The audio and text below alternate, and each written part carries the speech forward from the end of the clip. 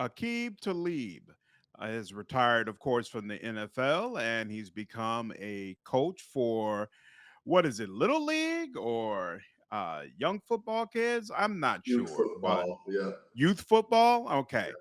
So he's become a coach for youth football, and his brother, I guess, was also helping him with it. I'm not sure how to pronounce his brother's name, but I'm going to go with Yaqib, maybe Talib is his name. So apparently, they were having a game sometime last week, and then an argument ensued over the officiating in this game. And Aqib Talib's brother decided to respond to this argument by shooting one of the coaches multiple times. And he killed that brother, right? He killed the brother who was a coach. Yeah. I'm sorry. There's just no excuse. There's no way that this is defensible. And it's crazy. I understand that lawyers have to say whatever they can to get their lawyers off, to get their clients off, but his lawyer actually publicly came out and said, "Oh, well, he was doing it in self-defense and he was defending everyone there." Stop it. There's not been a single report that has said that that coach had a gun on him or attempted to pull out any weapon of any kind. There is no way you can justify getting upset over how a game was officiated and murdering a coach in front of all of those kids. Those kids are traumatized for life. Let me tell you, His had son the was there. his son was there. His son plays on the team that he was coaching. That's insane. Yeah. That's insane, bro. That wow. Wow. Scarred for life. Scarred for life and over what? Yeah. The team Over what? president, the team president talked about how, he didn't know how he's gonna do it, but he was holding the man's son in his arms trying to console him, while his dad was just laying there dead. I mean, it was absolutely nuts. Yeah, I mean, these things. There's like 100 kids there. So, Wow. so I mean, there's two full football teams. Some of their friends are there. People were in the stands probably. There's easily 100 some odd kids at this Bro. thing, and you got a bunch of adults fighting it out and scrapping it out in the middle of the field over some officiating. That's insane. It's insane to see these grown men. That Yaqub Talib is 39 years old. How that's 2 years older than me. How in the fuck can you be 39 years old and so infantile still that you would murder a man in front of 100 kids over the way that a youth football game was officiated? That But is insane. well, this is Texas for you, because why has he got a gun there? Why is he at a youth football game with a gun? Was he there as in security capacity? No report says that. So why No, is it just come because on you're now. in Texas you need to carry a gun everywhere? I mean, Why is he? There's a bunch of 9-year-olds. Why did he have a gun there in the first place? let's be honest. They do the same thing in Chicago. Brothers love carrying guns in places where they clearly should not have one. Hey, you know what? Let me take that back, because I think there's a lot of people now who have the mentality of the places where you would think everybody would not have a gun is the exact place where psychos love to come and shoot everybody. And them psychos is out shooting kids nowadays anyway. So I don't behoove people who carry guns in events like that or in schools or things of that nature, because it's already been proven the psychos are out and they're going to get you anywhere. So you need to be able to defend yourself. Why are you shooting a man over something so small? Like, why does that even come close to entering your mind? This brother decided to donate his time to teach these little kids, to try and help be a mentor for them. A black man who said, hey, let me try to do my part to make sure that these kids come up right. How can you possibly justify murdering this man in front of the kids that he was trying to mentor at that? I don't know. Insanity. I don't know. But I mean, like you said, and here's the crazy part, like you alluded to earlier, his lawyer is claiming self defense already. Said Hickman, the gentleman who was murdered. You know, Mm-hmm. he instigated the argument. The report said that he was going for a football and somebody kicked it, and that's when it started. So, I mean, we don't know the full story, of course. There's a lot to unravel here, but you know, I mean, I get what you're saying about the crazies are out there and this and that, but you know, I just don't see it. There's times and places. I mean, where I don't I just don't know. It seems to me if the gun wasn't there, you know, I mean, you know what this makes me think of? All these situations where these fights break out at these little league games, at these pee wee football games, basketball. I just think Lord of the Flies. I think about I read. It's one of the few things where I read the book and I saw the movie. Anybody who knows me, I either read the book or I watch the movie. I don't usually do both. But Lord of the Flies, I read the book and I watched the movie. And it just totally reminded me of the situation where, they got all riled up and stabbed that kid to death when he was just running, trying to get away from what he thought was some kind of sea monster. He Right. thought some kind of sea monster, so he was hysterical. He comes running away, and all these kids are riled up and hopped up, screaming and shouting, and all of that. All this adrenaline's up, and they think this kid running here is some type of monster, so they go at him. And this is all Lord of the Flies. This is all this. They should ask for money for this story continuing to play out because it's the exact same story.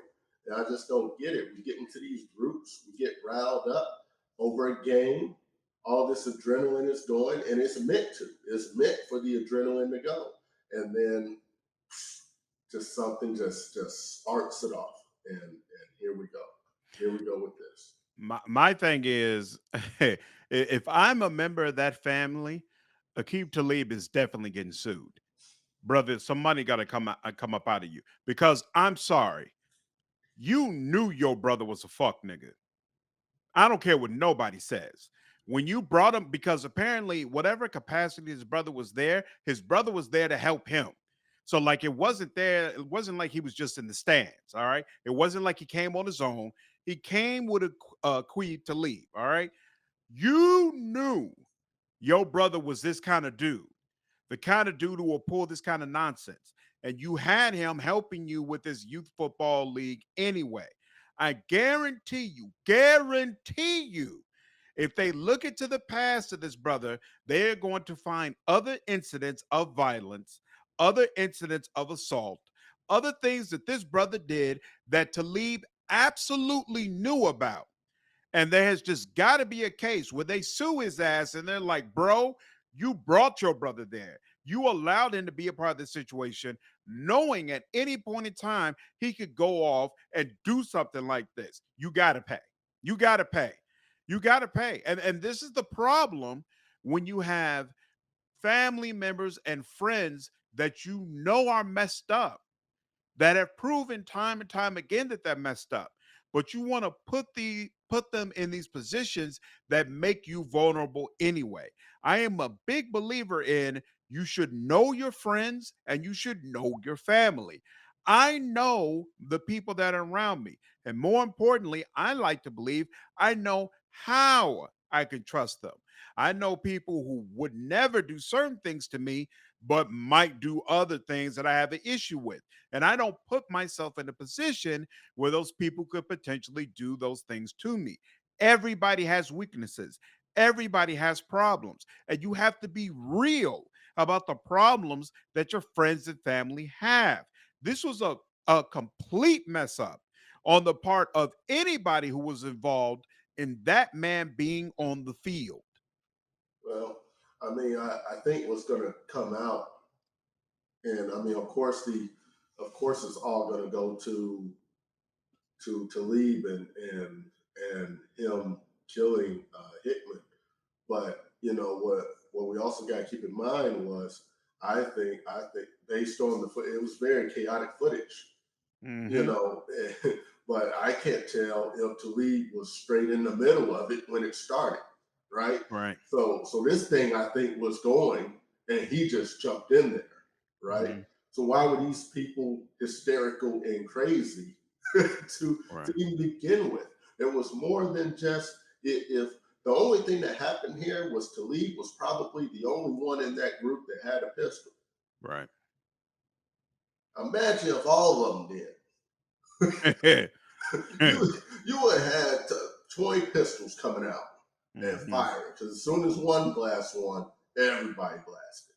Hmm. You know, imagine that, right? Yeah. So, It's I ugly. mean, you know, the only thing that's keeping these other people out of jail possibly right now is that they just didn't have guns on them. You Hmm. know, so that protected them right there. But you know, it's crazy how they were all in there hysterical, fighting over who knows what, who knows what call for a 9-year-old game, Right. right? And Talib just happened to be the one to come with those kill shots, right? But Hmm.